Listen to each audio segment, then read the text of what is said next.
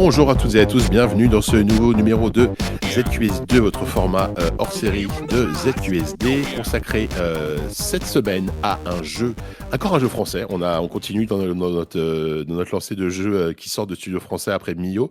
Cette fois-ci, on va parler de Kern. Alors Kern, bon. Je pense qu'en plus on arrive un petit peu après la sortie, donc vous en avez forcément entendu parler. Il a fait pas mal de bruit depuis sa sortie, et j'ai le plaisir, pour en parler, d'être accompagné de Pierre Mogin. Salut, mon Pierre, mon Kili, comment vas-tu? Salut, salut. Eh ben écoute, ça va très bien. Tu as survécu à ton ascension, t'es redescendu, ça y est, t'es redescendu toi. Toi, t'es redescendu contrairement à moi, j'y suis encore. Ouais, je suis redescendu. Alors, je suis redescendu physiquement, mais pas émotionnellement. Donc, il y Ouais, a tout un truc. bah on va en parler effectivement. Donc toi, tu as terminé Kern il y a déjà quelques temps, mine de rien. Ça fait, parce que je crois que quand on a enregistré les ZQSD, Gothic est sorti, d'ailleurs, qui est déjà sorti, hein, tu l'avais déjà fini. Ouais. Euh, Moi, je suis toujours en cours de partie parce que j'ai le jeu un petit peu plus tard. Enfin, j'ai le jeu au moment de la sortie, quoi. Euh, donc voilà, on va en parler. Alors c'est marrant parce que déjà en préambule, c'est vrai que c'est vraiment, j'ai l'impression que c'est une sacrée success story là, parce que accueil critique excellent. J'ai vu quasiment que des tests, vraiment des critiques très positifs, et aussi un succès public parce qu'ils ont annoncé, je crois, deux jours après la sortie, qu'il y avait déjà 200 000 ventes. Je suis Ouais, c'est impressionnant. Ouais. impressionné. Ouais, Mm. non, je suis impressionné. Donc j'imagine que c'est le jeu pour le moment. Après, je sais pas, parce que je pense que Fury, alors je précise, oui, j'ai même pas précisé, c'est un jeu de The Game Bakers, on rappelle quand même, studio de Montpellier, c'est ça? Je dis pas de bêtises? Ouais. Mm. Ouais, c'est ça. Studio de Montpellier qui avait sorti Fury et Even avant. Je Ouais. crois que c'est leur troisième jeu seulement. Non, ils avaient fait Squeeze Odyssey aussi, il me semble. Ah, ouais, je me souviens Un pas de petit celui-là. jeu. Ouais. C'était avant Fury, ça, ou Je me demande si c'était pas entre les deux. Attends, je vérifie, mais je crois que c'était entre les deux. D'accord. Donc c'est marrant parce que pendant que tu cherches, donc c'est un studio donc de Montpellier, qui vraiment, j'ai l'impression qu'il s'attelle à ne surtout pas refaire la même chose entre chaque jeu, parce qu'on a vraiment Oui. trois. Donc je sais pas, même si le jeu que tu as cité, j'avoue que je sais pas ce que c'est, mais Fury, Even et donc Kern, c'est vraiment trois propositions extrêmement différentes. Et bah mine de rien, à chaque fois, enfin, je crois que Fury, ça a été quand même un joli succès. Even, je sais pas. Mais, et puis Kern, là, j'ai l'impression que c'est bien parti pour être un carton. Donc, Ouais, et effectivement, oui, je précise, c'est bien Squeeze Odyssey. Enfin, ils avaient fait Squid sur, comment dire, sur téléphone, pardon. ah oui, Et oui, après, ils avaient oui, fait Squeeze Odyssey qui était adapté sur 3DS et sur Wii U et tout ça.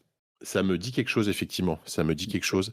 C'est une sorte de petit jeu de pas de réflexion, mais ouais, un peu ouais, Ouais, de puzzle, quoi, une sorte de puzzle. c'est ça, ouais, puzzle tactique. Effectivement, c'était un de leurs premiers jeux. Et après, ils ont enchaîné effectivement avec Fury, Haven et Kern. Et comme tu Ouais. disais, clairement, c'est leur plus gros succès. Enfin, pour l'instant, en termes de démarrage, du moins, c'est leur plus gros succès, ouais.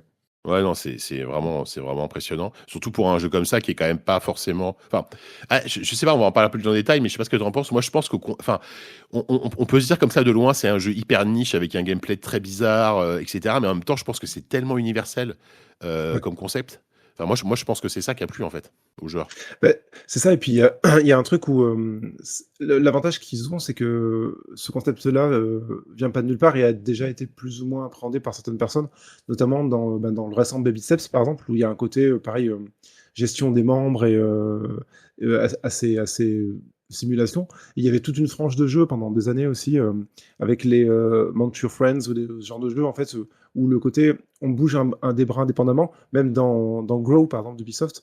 Il y avait un truc comme ça Ah oui, c'est vrai. qui a déjà habitué un petit peu les gens à ce genre de gameplay. Mm. Et donc, je pense que ça a aidé aussi au fait que le jeu a été accepté assez facilement et qu'il n'y ait pas eu comment dire, de perte de public, même si effectivement le gameplay est quand même très particulier. Ouais. Ouais, c'est ça. Et puis je pense que tout simplement l'appel de la montagne, parce que tu vois, on cite Baby Steps, on cite Gros. C'est vrai que Gros, j'y ai pas pensé, mais c'est assez proche en termes de gameplay de Kern Mm. finalement. Évidemment Jusant, mais Jusant finalement, je trouve que la comparaison, le jeu est très différent. Mais juste l'appel de la montagne, en fait, c'est un truc que je pense qui parle à tout le monde en fait, et qui est en plus très à la mode aujourd'hui, parce qu'on a beaucoup de documentaires à la télé sur des alpinistes de l'extrême, des gens qui sont des Alex Honnold, des mecs comme ça qui font du free solo. Enfin, Mm. ils ont réussi à capter, je pense, un truc qui est pas forcément à la mode, mais qui est dans l'air du temps, tu vois, un truc de dépassement de soi, qui, je pense, parle à beaucoup de monde, en fait, et Ouais, et puis, voilà. Et ils ont cette, alors c'est un coup du sort, mais ils ont ce gros coup de chance de passer après tout le côté Kaizen en fait de Next Tag, Hmm. qui a Ouais, redonné c'est un peu vrai. cette image de montagne comme besoin de se dépasser et tout ça, et ils arrivent juste après, effectivement. Alors je sais pas par rapport à la sortie du film, ça avait commencé le jeu, enfin si j'imagine Oh bah avant, oui, je pense, ouais. mais il y a un truc ouais de coïncidence qui les aide beaucoup, je pense. Ouais, ouais, complètement, complètement. C'est comme je vous le disais, c'est vraiment dans un truc qui est dans l'air du temps et ils l'ont bien capté. Mais en même temps, on va en parler, c'est pas du tout un projet opportuniste Ah non qui est non. là juste pour surfer sur un truc. Bon, d'ailleurs, bon, rapidement peut-être le pitcher, même si bon, je pense que vous avez un peu entendu parler du jeu, mais pour au cas où. Donc on est sur un jeu, vous l'aurez compris, un jeu dédié à la montagne, à l'escalade. Vous incarnez Ava, une jeune femme qui est à part, enfin une jeune femme qui est je sais pas si jeune d'ailleurs, je pense, mais une femme en tout cas qui est une grimpeuse confirmée, alpiniste a priori, tu le comprends vite, très renommée, une des plus célèbres, voilà, une des plus célèbres dans son milieu, qui se met en tête d'escalader le mont Kami, donc qui est une montagne fictive, hein, mais qui voilà, c'est une sorte d'Everest en fait, une montagne qui n'a jamais été vaincue. Personne n'a réussi à aller jusqu'au bout. Les gens sont soit morts en essayant d'arriver, soit ou abandonnés en cours de route. Et elle, en fait, elle a décidé de le faire tout seul. Donc, elle part seule. Et en plus, elle part en solo. euh, avec son sac et ses pitons et son petit Climbot, qui est un des trucs peut-être le plus futuriste, on va dire, ce que vous aurez dans le jeu. C'est un petit robot, une sorte de drone qui te permet de récupérer tes pitons. Et voilà, donc ça, c'est le principe du jeu de base. Tu commences en bas de la montagne, après une salle d'escalade où tu vas apprendre en gros les bases du gameplay et tu vas commencer à grimper. Ni plus ni moins. Euh, voilà, ça c'est voilà. Et comment ça se joue rapidement?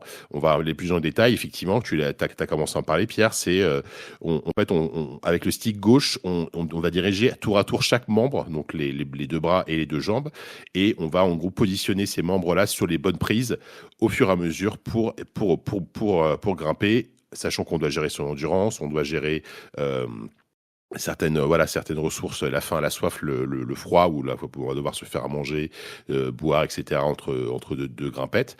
Et voilà, c'est un jeu qui, je trouve, propose une certaine exigence, on va dire. Mais Mm. c'est pas, tu vois, tu as cité Baby Steps. Je sais pas si tu as joué à Baby Steps, mais bon, tu connais forcément ce genre de jeu, ce qu'on appelle un peu les rage games. Ouais. Mais pour moi, c'est pas du tout un Baby Steps. Enfin, les gens qui ont peur que ce soit un truc à la Baby Steps, rassurez-vous, c'est pas ça. Je trouve en tout Mm. cas, c'est beaucoup plus abordable et moins frustrant qu'un jeu comme Baby Steps. Ouais, mais c'est qu'il y a ce côté où enfin, tu sais ce que tu as à faire et tu sais où tu vas, quoi. Ce qui est pas forcément le cas dans Baby Steps, où c'est un peu plus essayer d'appréhender son environnement et de comprendre ce qui se passe. Là, c'est vrai que ben, on a une montagne à gravir, on gravit la montagne, quoi. C'est vraiment le principe. Et c'est ce que tu disais, c'est vrai que c'est intéressant, c'est-à-dire que c'est un jeu qui est enfin, simple, entre guillemets, dans ses mécaniques, quoi. C'est-à-dire que il n'y a pas un milliard de trucs à gérer dans la grimpe. Il y a chacun de ses membres. Le fait de mettre des pitons, en fait, c'est à intervalles réguliers qui sont un peu des sortes de checkpoints pour ben, si on chute, en fait, on va pouvoir remonter à ce piton-là.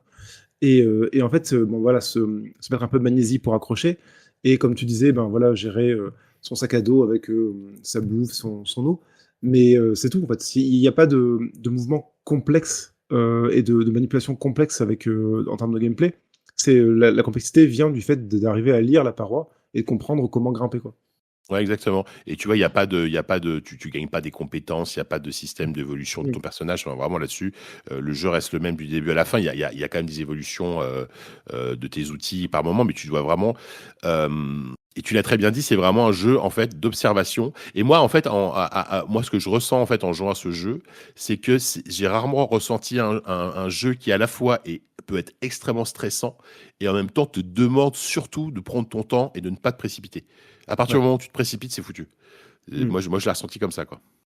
Et c'est marrant parce que c'est là où je trouve le jeu assez brillant là-dessus, c'est que, enfin, moi j'ai fait beaucoup d'escalade et le truc c'est que à l'escalade, ce dont tu as besoin souvent, c'est quand tu n'arrives pas à faire une voie par exemple, c'est d'essayer de la comprendre en fait, de regarder avant de monter, tu regardes ta voie, tu fais ok, là je passe par là, je fais ça. Et ce qui te fait tomber en fait, c'est le fait de stresser et d'essayer d'aller vite en fait. Et je trouve que ça, le jeu le fait très très bien. C'est Ouais. que à partir du moment où tu paniques et à partir du moment en fait où tu vas essayer à tout prix de te raccrocher quelque part, tu vas tomber. C'est juste, il faut essayer de te sécuriser avant. Et une fois que tu Mm. es sécurisé, tu souffles et tu fais OK, qu'est-ce que je fais maintenant? Et ça, le jeu le rend super bien, quoi. Ouais, et ça, c'est marrant. C'est vrai que toi, t'as fait de l'escalade, donc c'est intéressant. Tu vas Mm. pouvoir peut-être me donner ton expérience par rapport au jeu. Il y a une approche donc un peu qui se veut réaliste, on va dire, par rapport à Jusant, par exemple, qui est beaucoup plus un monde de fantasy et qui a un gameplay beaucoup plus, je sais pas, je dirais pas simple, mais ouais, moins exigeant en tout cas en termes d'escalade pure. Ouais. Là, c'est vrai qu'ils ont vraiment fait en sorte que tu ressentes. Moi, contrairement à toi, j'ai pas fait d'escalade. Les rares fois où j'ai essayé de grimper un mur d'escalade, c'était catastrophique. J'attends d'avoir aucune force dans les bras. Mais, peu importe. Mais j'ai l'impression qu'effectivement, qu'ils ont réussi à te faire ressentir les sensations d'escalade alors que t'es juste le cul sur ta chaise et Mm. alors que enfin, moi, ça faisait longtemps que je m'étais pas ressenti, je m'étais pas senti en connexion aussi forte avec un personnage en fait dans un jeu, tout simplement. Ouais, mais ça, je suis entièrement d'accord. C'est marrant parce que c'est ce que je me disais la dernière fois. C'est que, en fait, t'as vraiment des passages qui sont difficiles dans le sens, bah, qui sont complexes à appréhender parce que la voix est difficile à lire, parce que il y a un moment il pleut donc ça glisse, parce qu'il y a des blocs sur lesquels tu peux pas pouvoir mettre de Python, donc ça te met un stress à ce moment-là. Et ça fait partie des rares jeux, je crois, depuis des années, où j'ai fini certaines parois vraiment avec les mains moites, quoi. Parce que c'est exigeant dans le sens où tu stresses, parce que ben, la chute, forcément, ça va soit te blesser, soit te tuer, soit t'obliger à recommencer une voie. Mais surtout, ce moment donné où tu sais qu'il te reste juste un- une petite, euh, une petite prise à avoir ou un petit mouvement à faire pour finir et que tu sais que tu peux le foirer à n'importe quel moment. Et ça, je trouve, ça amène une tension de juste ouais, de maîtrise en fait de ce que tu es en train de faire et c'est vraiment intense quoi. Ouais, et c'est vrai que c'est cette maîtrise de soi, notamment dans les derniers mètres d'une paroi un peu vénère. Moi, pareil, enfin moi, j'ai fait hier, sans spoiler, mais j'ai fait je pense un des passages les plus durs du jeu où c'est vraiment une paroi immense et à première vue, quand tu la regardes, t'as l'impression qu'elle est lisse quasiment. Enfin, voilà. Mm. Et, euh, et c'est vrai que, et en plus, donc, en général, tu as 5 pitons, 6 quand tu as de la chance, des fois un peu moins.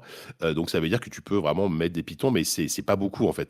Et c'est vrai que c'est souvent dans ces derniers mètres, quand ça fait des mètres et des mètres que t'as pas mis de piton et que tu sens que tu es presque arrivé, que c'est là qu'en fait le piège peut se renfermer, où tu peux te précipiter à la fin pour essayer de monter vite, et surtout pas parce que c'est là qu'en général tu te plantes et faut vraiment respirer, elle doucement. Moi, je sais qu'hier, dans ce passage-là, à quelques mètres de l'arrivée, j'ai fait pause.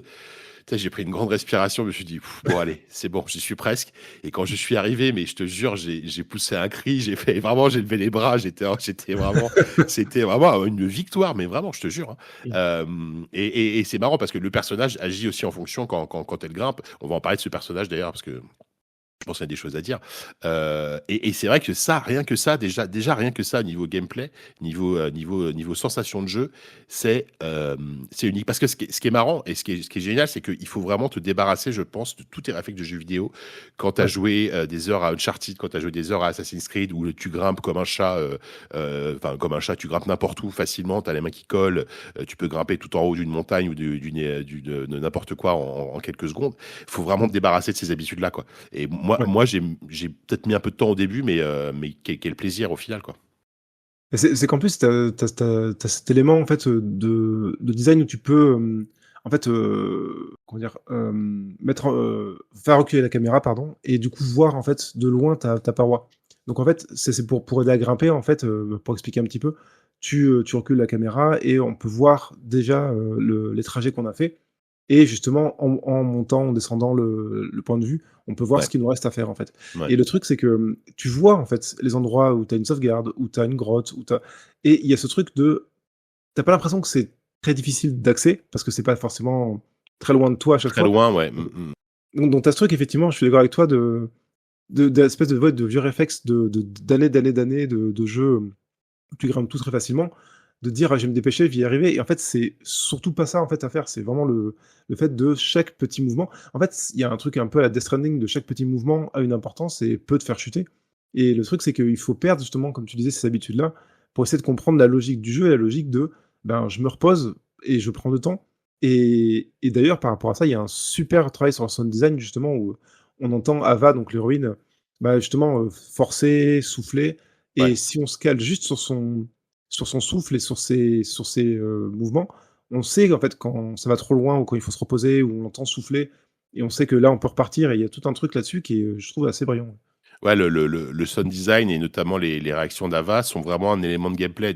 Déjà, c'est un système, enfin, c'est un système immersif qui est génial parce que t'as constamment son souffle dans les oreilles. Voilà, quand elle respire, des fois, quand elle prend une bonne prise, elle va dire un petit truc qui va te faire comprendre que Mm. la prise, elle est bonne. Et c'est vraiment, donc il y a ça, déjà, c'est très immersif. Mais c'est un pur élément de gameplay, c'est-à-dire que t'as pas de jauge d'endurance à la Zelda quand tu grimpes, tu sais, qui diminue. Donc, t'as des moments où tu vas avoir les membres trembler, tu vas entendre le souffle qui s'accélère, voir Ava qui va commencer à paniquer dans sa voix.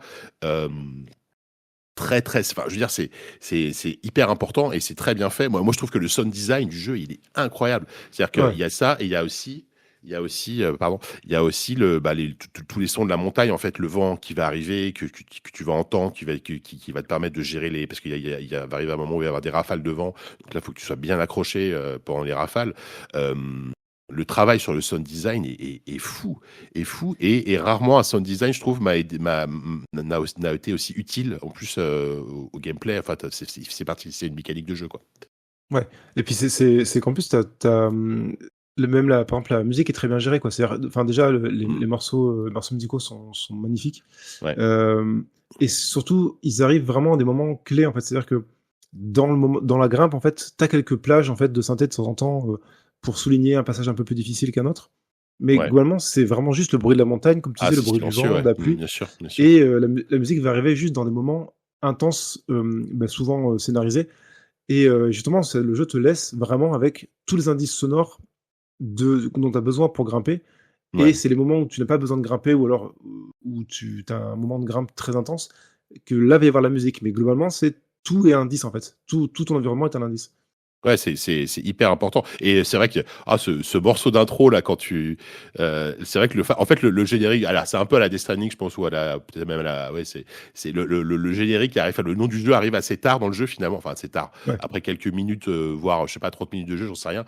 Et là t'as un morceau qui part et où tu marches et t'as le titre du jeu qui apparaît. Oh, qu'est-ce que déjà rien que là, ça fait 30 minutes que tu joues. Et Ouais. tu t'es pris par un truc, quoi. Tu te dis, ah là, il y a quelque chose avec ce jeu, quoi. Je sens que là, la proposition va être très très forte, quoi. Et ça, Mm. c'est beau, c'est beau. Enfin, je trouve que je connais pas le compositeur, je sais pas qui a travaillé. Tu sais, toi, ou Euh, pas? en, en fait, ouais, ils sont deux. Il y a The Toxic Avenger, pardon, qui bosse souvent avec eux, justement, qui avait Ah, bossé c'est aussi vrai? sur Heaven et sur Fury, ouais. Ah, oui, bien sûr. Bah, j'aime beaucoup en plus ce qu'il fait, ouais. Mm. Et l'autre compositeur, c'est Martin Stig Andersen. Lui, je le connais moins, mais ses mélodies sont vraiment très belles. Ah, parce que Toxic Avenger, en plus, il est plutôt habitué à l'électro bien rythmé, plutôt club, quoi. Donc c'est Mm. marrant, là, il fait quelque chose de beaucoup plus doux. Donc ça, c'est vrai. Et c'est vrai que voilà, et rien que ça, je trouve un jeu qui est vraiment unique en son genre en termes de proposition. Il y a la partie survie, alors, que moi j'aime beaucoup, mais qui est intéressante, c'est elle est quasiment optionnelle, parce que dans le sens où il y a pas mal d'options de réglage de difficulté, dont le fait, si tu veux enlever la survie, t'es pas obligé de la faire. C'est-à-dire que la gestion de Ouais. ta soif, de ta faim, etc. Moi, je trouve que ça ajoute un truc sympa. Ça m'est arrivé de la désactiver dans les moments où j'avais envie de prendre mon temps pour explorer des plateaux, où il y a plein de trucs à explorer. Je me suis dit, là, j'ai pas envie de me presser, j'ai pas envie que mes jauges diminuent, donc je désactive la survie, comme ça je prends mon temps. Je sais pas si toi t'as fait comme moi ou si t'as fait avec la survie jusqu'au bout. En fait, le seul moment, je crois, enfin, la seule option que j'ai activée, c'était l'option de sauvegarde quand tu arrives sur un plateau, en fait. Ouais, ah, Parce ouais, ouais, que, surtout vers la fin, où, en fait, je pense que j'aurais pu le faire en survie pure jusqu'à la fin, mais il y a ouais. juste un passage, en fait, où j'ai mis ça parce que, ben, en fait, je veux juste essayer, ne serait-ce que pour des raisons comment dire, de bouclage de magazine, où j'étais Oui, obligé quand même d'essayer de, d'avancer un petit peu. bien sûr. Et donc je pense que j'aurais pu le faire, mais en fait, c'est un confort qui n'enlève pas, en fait, la tension. Et Ouais, c'est ça que je trouve ça hyper intéressant dans le jeu, dans les options d'accessibilité, c'est que tu peux quand même, enfin, c'est vraiment à la carte, quoi. Il y a beaucoup de petites choses à régler, ouais. et certaines ne t'enlèvent pas du tout la tension de l'escalade, en fait, et le plaisir d'arriver à finir une paroi, mais enlève peut-être des frictions, des frustrations qu'il pourrait y avoir. Ouais, complètement, parce que c'est vrai qu'il faut préciser qu'on peut sauvegarder que quand on trouve une espèce de peinture sur le mur qui sont des points de sauvegarde, et c'est là que tu peux faire ton bivouac, c'est uniquement là que tu peux bivouaquer, donc un bivouac très important qui permet de cuisiner si jamais tu actives la survie, euh, voilà, pour t'aider à mieux grimper, etc. Mais si, et par moments, les bivouacs peuvent être assez éloignés les uns des autres. Il y a des moments où tu te dis, bah attends, mais j'ai pas eu de bivouac depuis je sais pas combien de temps. Si je tombe, si je meurs, c'est une cata, quoi. Donc Ouais. effectivement, euh, moi là, dans la dernière partie du jeu, j'ai activé par défaut les plateaux aussi pour que ce soit un peu plus fluide. Et pareil, j'avais peur que ça enlève un challenge, un truc comme ça, pas du tout. Enfin voilà, il y a des options plus extrêmes que j'ai pas, alors que j'ai activé une fois pour voir ce que ça donnait. Tu peux rebobiner carrément tes chutes ou tu peux carrément, quand tu tombes, appuyer sur L et remonter au moment où tu penses que c'est OK de te remettre, en gros, un peu comme dans un jeu de bagnole, tu sais, quand tu as un crash, quoi. Et tu as carrément une option que j'ai pas activée où tu as carrément des ressources infinies, des pitons infinis. Donc là, tu peux mettre autant de Ouais. pitons que tu veux. Là, pour moi, ça, je trouve que. Essayez en tout cas, si vous voulez jouer au jeu, de pas activer ça parce que justement, la gestion de tes pitons, ça fait partie vraiment, je trouve, de l'intérêt du jeu et du stress que tu peux ressentir, quoi. Mm. Parce qu'effectivement, pour moi, cette option-là, c'est vraiment si on veut juste profiter de l'histoire, qui est intéressante aussi. Ouais, On peut aller on peut justement se permettre d'avoir la survie infinie, les pitons infinis.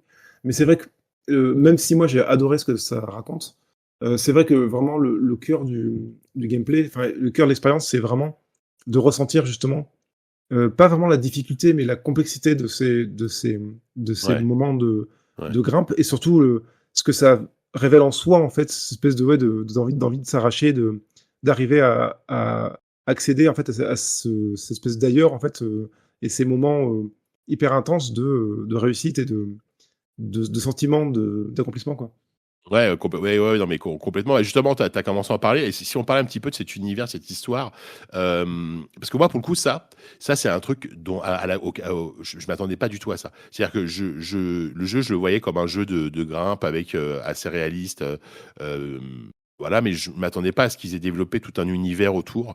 Parce qu'en fait, rapidement, quand tu grimpes, tu vas découvrir des habitations dans la roche, Mm. donc des trucs troglodytes. D'ailleurs, c'est littéralement comme ça que s'appelle un peuple. En fait, tu comprends rapidement qu'il y avait un peuple qui vivait ici, en tout cas, ils sont plus là, mais qui vivait dans ces montagnes, dans des cavernes. Et tu vas rapidement explorer une école, un cimetière, des chambres, des lieux de vie en fait de ces gens-là qui étaient là.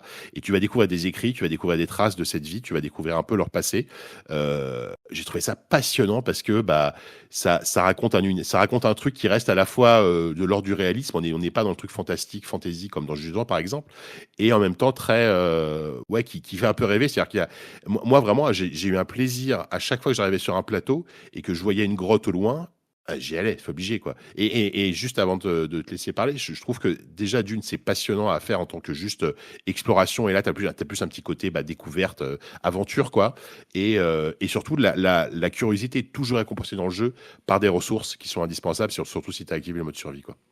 Mm. Oui, c'est ça, c'est qu'effectivement, chaque grotte, chaque endroit un peu caché, ça va te donner du lore et effectivement et des ressources. Et enfin, je trouve que c'est très bien géré à ce niveau-là, c'est que ça te pousse aussi à aller chercher un petit peu, à aller fouiller un petit peu.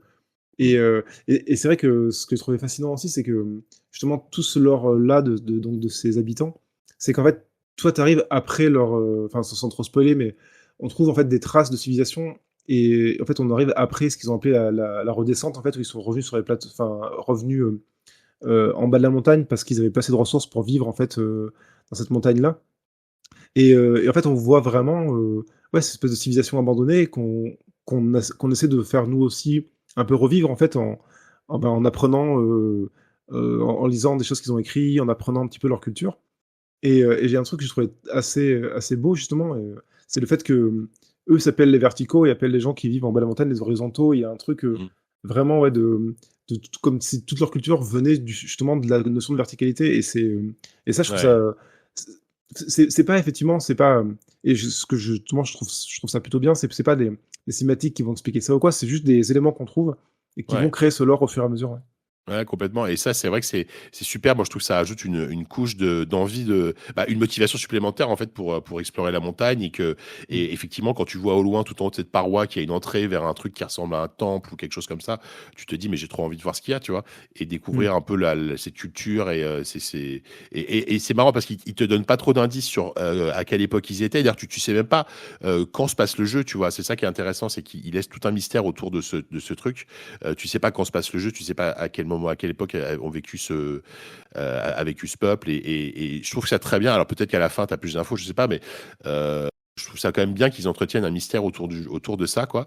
Et ça m'a rajouté vraiment un truc auquel je m'attendais pas, quoi. Et, Mm. euh, et voilà. Ouais, vas-y. Et t'as ça, et t'as aussi parallèlement ce que je trouve très fort aussi, c'est plein de petits éléments que tu trouves aussi des anciennes, Expédition. Enfin, des anciennes expéditions, ouais, où tu ouais. vas trouver des fois juste une petite lettre. Il y en a un que je trouve très touchant, c'est la lettre d'un père à sa fille en fait, où carrément tu trouves son sac, donc clairement, ben voilà, il est mort sur la montagne. Et il y a ce truc où, est-ce que, tu vois, tu as l'espoir de peut-être ramener cette lettre à sa fille si tu la retrouves qu'à un moment donné, t'as un personnage qui a voulu aider un ami à lui, et tu sais pas trop ce qui s'est passé, et tu sens qu'il a finalement pas forcément réussi à lui venir en aide. Il y a toutes ces petites histoires-là, en fait, qui font l'histoire de la montagne globalement, et tu les vois, tu les contemples au fur et à mesure, et tu as ce truc que je trouve assez fort aussi de te dire, ça pourrait être moi, quoi. Ça pourrait être moi qui va échouer ici, et un alpiniste qui va trouver mes restes et une petite trace de vie.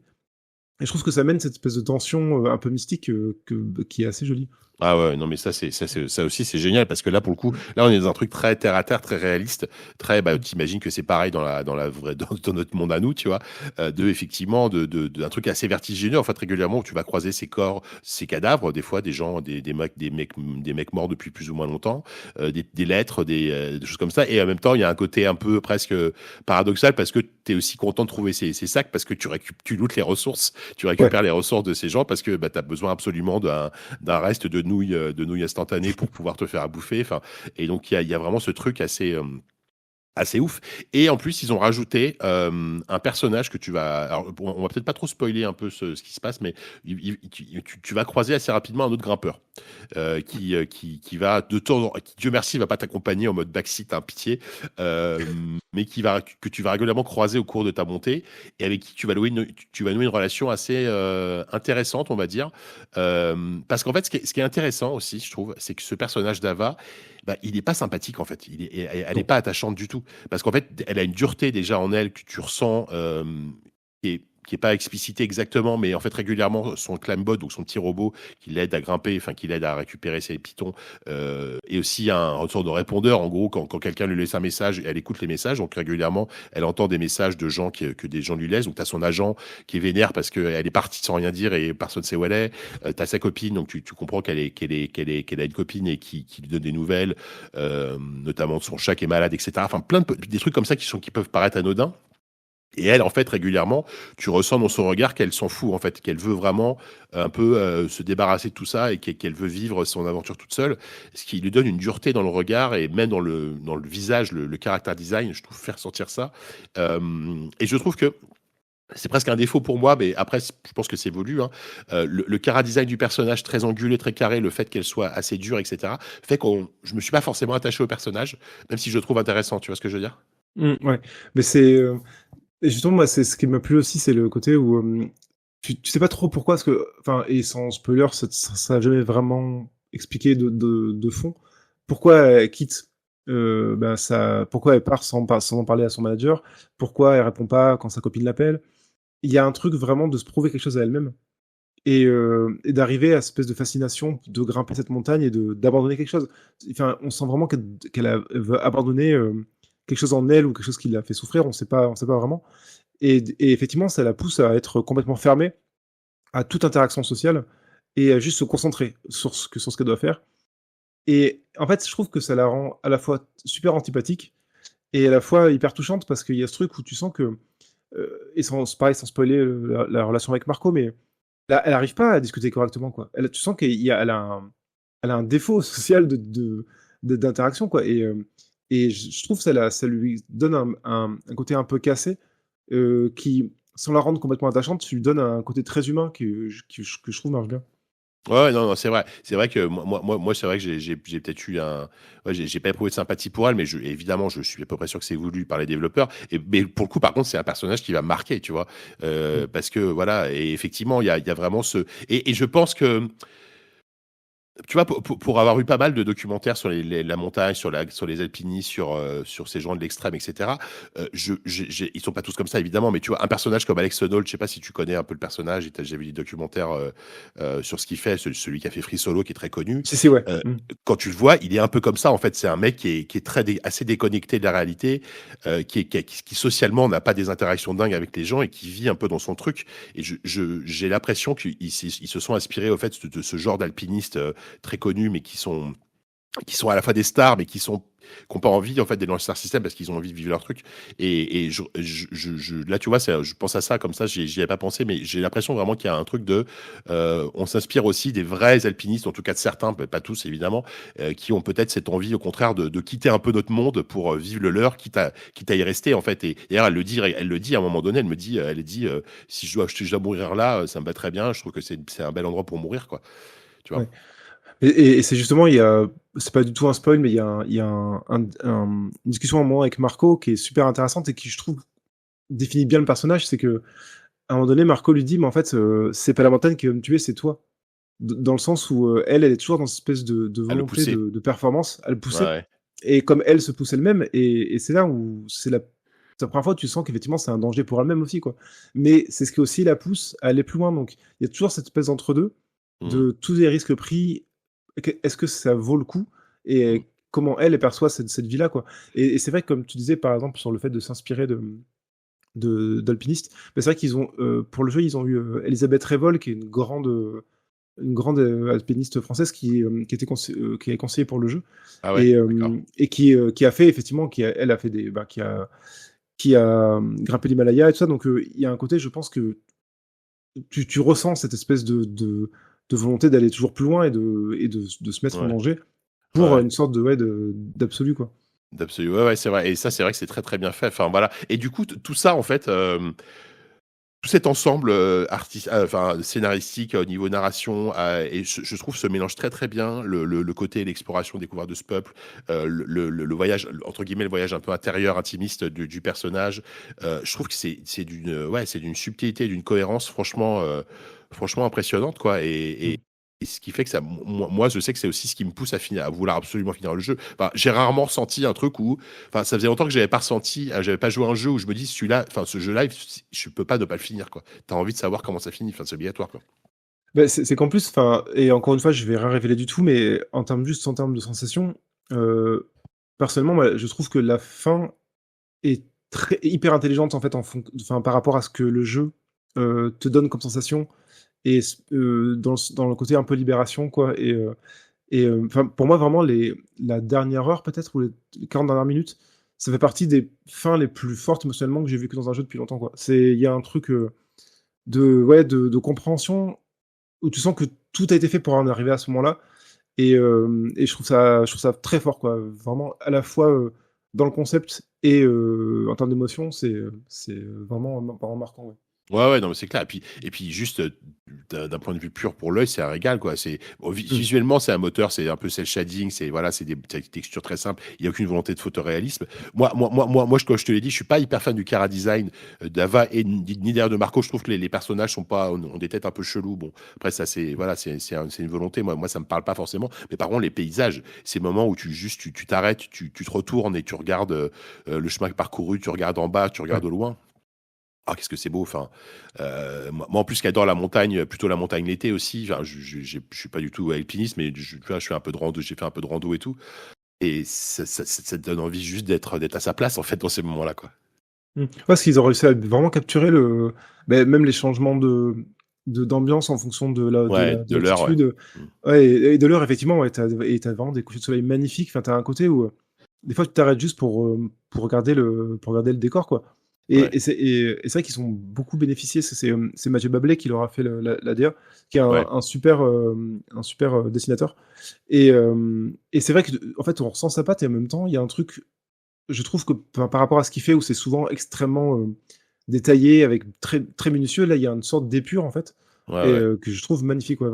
Il y a un côté vraiment estampe de temps en temps, enfin, c'est très Bah, beau. pendant les temps de chargement, tu vois d'ailleurs des illustrations qui sont très belles, qui ont un petit côté un peu plus bande dessinée à la Moebius. Alors, j'ai l'impression qu'on cite tout le temps Moebius quand on sait pas quoi citer, enfin, en tout cas de mon côté, mais ce trait très années 70, tu vois, j'ai envie de te dire de la bande dessinée française, que je trouve vraiment jolie. Enfin, ouais, c'est beau, quoi. Et donc voilà. Moi, bah, écoute, pour aller tranquillement vers la conclusion, moi, je trouve que, alors déjà, bon, le jeu est vraiment, enfin, c'est une expérience de dingue et c'est vrai que je m'y attendais pas honnêtement. C'est un jeu que j'attendais. Je me suis dit, oh, ça a l'air sympa. J'avais fait la démo. Je me suis dit, est-ce que ça va me plaire pendant 10 heures parce que le gameplay, il est quand même un peu spécial. Euh, et en fait, non, je suis un peu comme toi. Enfin, je suis en train de prendre une petite claque, ne serait-ce que pour quelques moments que tu vis d'une intensité émotionnelle assez dingue, juste parce que tu as réussi à grimper une paroi. Euh, c'est vrai que c'est un très très grand jeu. Et voilà. Et ce que je voulais dire, c'est que même au-delà du jeu vidéo, je trouve que c'est une œuvre sur la montagne hyper réussie. En fait, aujourd'hui, il y a je trouve qu'il y a beaucoup de récits sur la montagne. Et moi, je sais que j'adore ça. T'as le Sommet des Dieux, par exemple, en manga et en film d'animation. T'as plein de documentaires qui sont super. T'as des films, etc. Tu vois, t'as des livres aussi. Je trouve là pour moi c'est un peu ça va devenir la nouvelle référence, je trouve, de jeux vidéo sur la montagne. J'ai pas d'équivalent actuellement, tu vois. Encore une fois, c'est vrai que c'est marrant parce que au jeu à t'annoncer, on a beaucoup fait la blague, c'est Jusant avec une moustache. J'aime beaucoup Jusant, mais là je trouve que c'est vraiment un autre niveau, à quasiment tous les niveaux, quoi.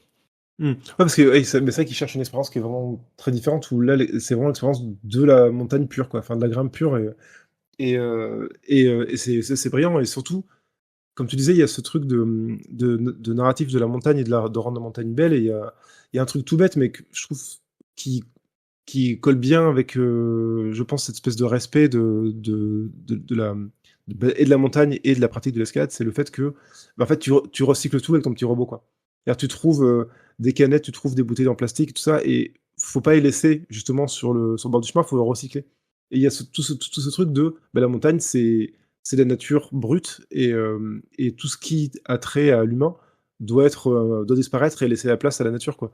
Et je trouve que, enfin, ce message-là est vraiment, vraiment touchant Ouais, aussi. complètement. Et ce qui est cool, c'est qu'il est intégré au jeu de manière naturelle, sans être trop surligné, mais il est tellement évident et surtout qu'il te sert. Et puis encore une fois, tout ça, ça sert aussi au gameplay. C'est-à-dire que tu recycles. Ouais. Pourquoi? Parce que ça te permet de faire de la magnésie. La magnésie, c'est une poudre que tu vas te mettre sur les doigts, qui est hyper importante dans les moments un peu chauds où tu sais que là, t'as genre 3 mètres devant toi, où t'as pas de prise. Tu mets de la magnésie et si tu fais ça bien, tu vas arriver à grimper pour atteindre la prochaine prise. Ouais. C'est essentiel, quoi. Et ça, c'est très bien fait. Et tout ça, tu le fais en recyclant tes déchets et ce genre de trucs. Et c'est hyper malin, quoi. Et tout est, en fait, ce qui est génial avec ce jeu, c'est que tout est au service au final du gameplay et des mécaniques de jeu, quasiment en tout cas. Et enfin, c'est assez rare d'avoir des jeux comme ça où il y a une cohérence de bout en bout. Je trouve, c'est vraiment admirable, quoi. C'est impressionnant. Mmh. Ah non, c'est clairement. Et c'est vrai que c'est peut-être, ouais, de cohérence globale et bah, juste, ouais, de volonté d'être à la fois très spécialisé dans le type de gameplay, et justement à la fois te donner des émotions qui sont assez universelles, et te donner un côté Ouais, vraiment contemplatif. Je trouve que les ouais. deux marchent très bien ensemble, et Mm. c'est vraiment, ouais, c'est un jeu vraiment, vraiment impressionnant.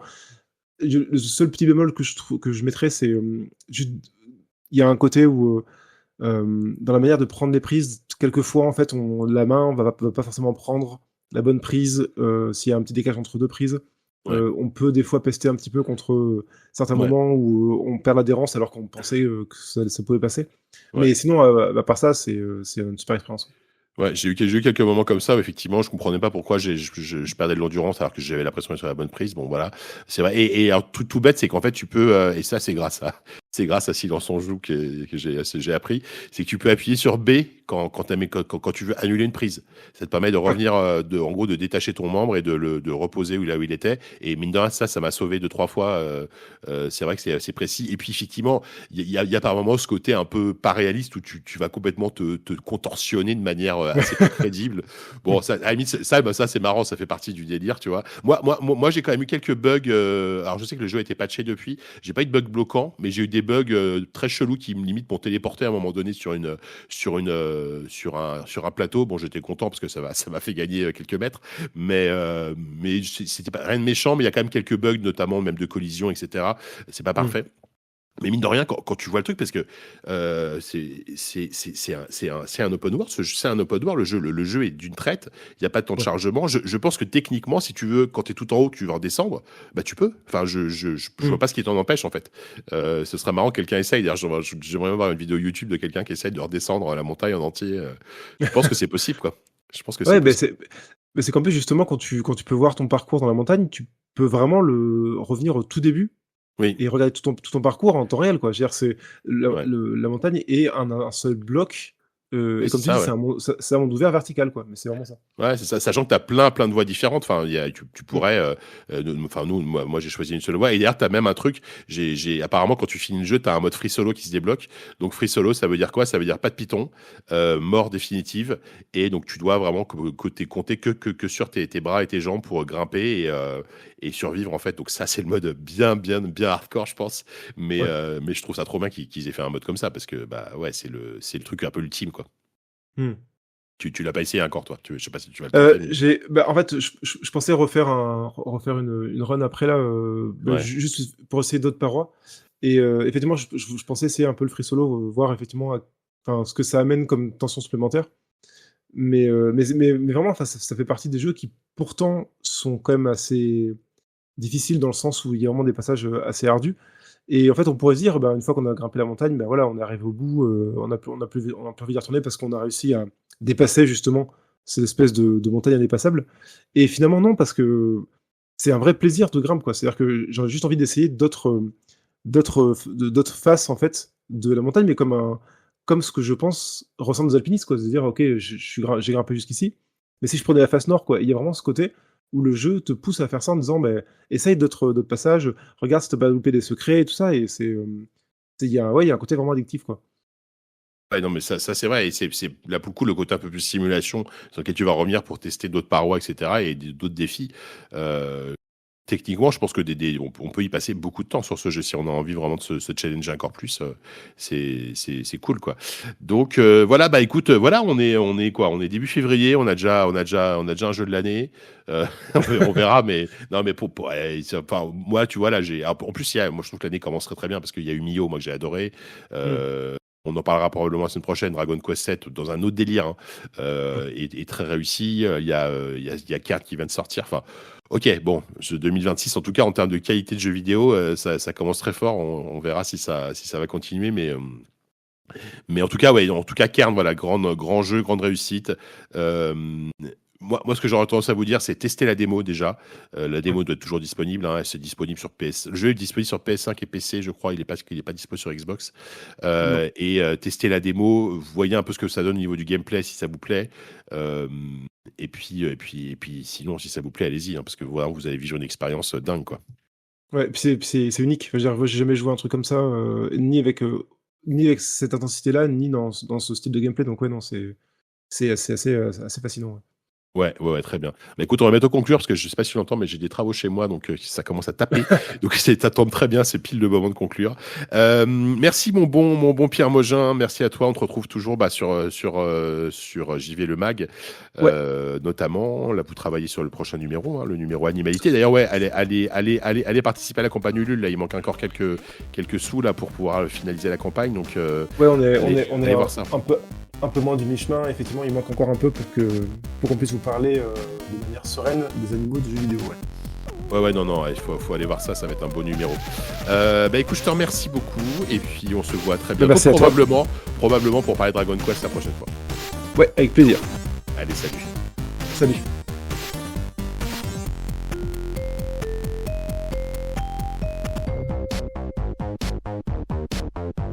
Yeah. Are you from the past? Yeah.